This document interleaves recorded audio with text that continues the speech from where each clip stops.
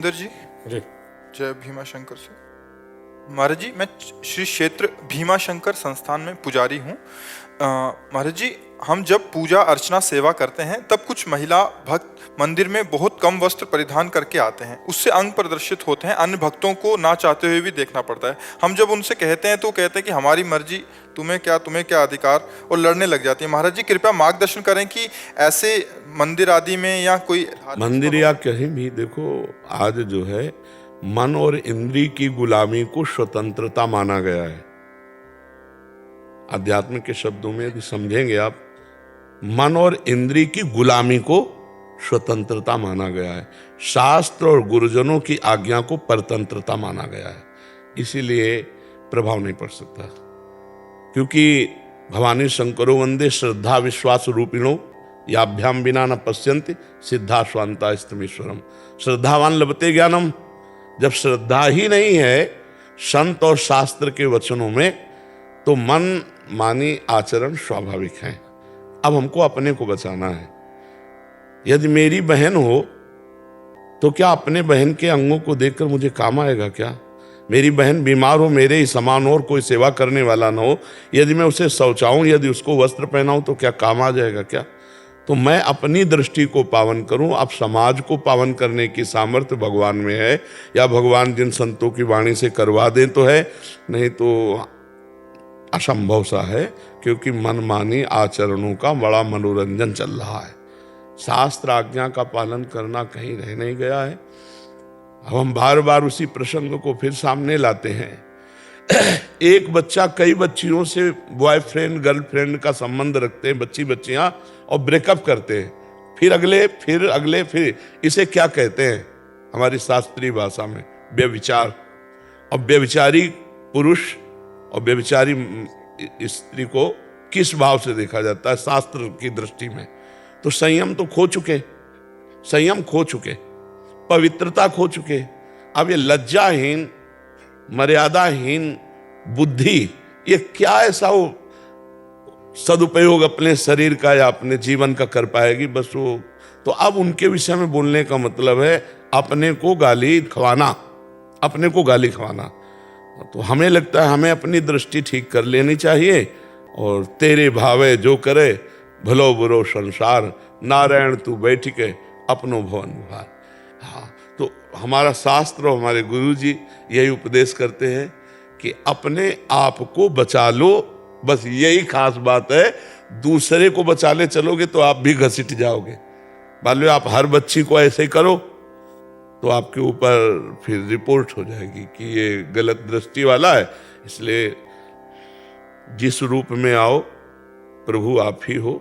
हाँ, कोई आपसे पूछे तो उपदेश दे दो, लेकिन समझने वाला कोई है नहीं, समझने वाला कोई है नहीं। हमको अपने आप को समझाना होगा। आज का समाज, ये सब नौजवान भाई समझ रहे हैं ना, हम इनके चरणों में प्रणाम करते हैं कि भैया आप हमारे ऊपर कृपा करके सुनने आए हो और थोड़ा आचरण बदल रहे हो। मतलब बहुत बड़ा एहसान हम आपका मान रहे कि आप अपने आचरण सुधार रहे, आप साधु संग कर रहे, आप साधु के वचन सुन रहे। नहीं, कलिकाल है भाई, बहुत विचित्र कलिकाल है।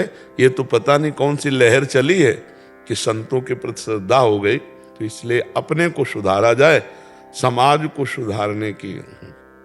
नहीं, मैं अपने की बात नहीं कर रहा था। हम जब सेवा करते हैं वहाँ पे, तो काम करते वक्त जब लोग आते हैं तो लोग हमें ही बोलते हैं कि पंडित जी, हम पंडित जी है, तो बोले पंडित जी आप ही उनको कोई मार्गदर्शन दीजिए, आप बोल दीजिए। हमने बोर्ड भी लगा रखे हैं लेकिन सुनते कम है। नहीं सुनेंगे, आप कहोगे तो आपके ऊपर वचन और, हाँ वचन और हो सकता है कटुता का व्यवहार हो जाए। नहीं सुनेंगे आप। पहला हमारा उत्तर था मन और इंद्रियों की गुलामी को स्वतंत्रता समझा जाता है।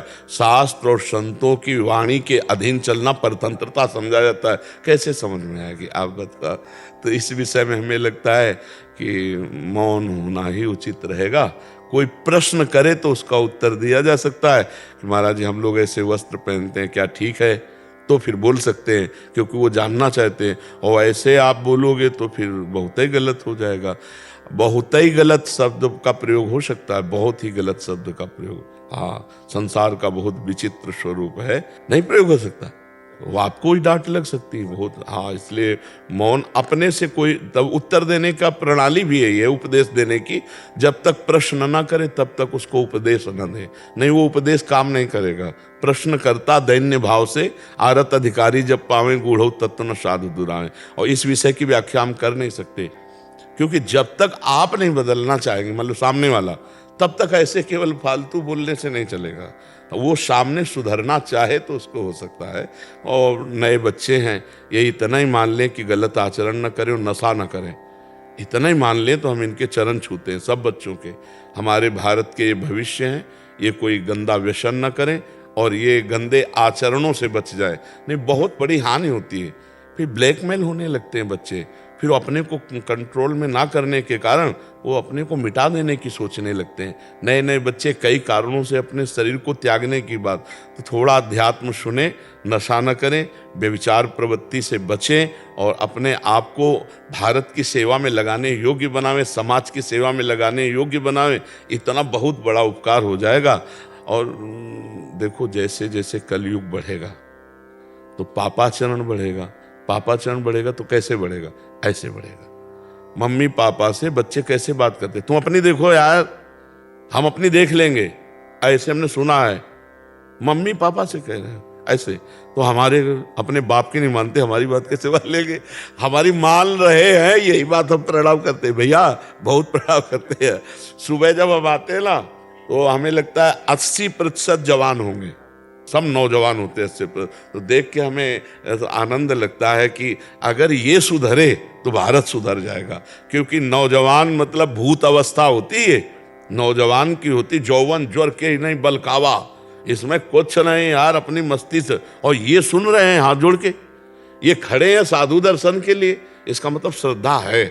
इसका मतलब हमारे भारत में अभी संतों और शास्त्रों के प्रति श्रद्धा है। तो जो श्रद्धा करेंगे वो तो सुधर जाएंगे, और जो श्रद्धा नहीं करेंगे तो मनमानी आचरण को सुधारना बड़ा कठिन है, बड़ा कठिन है।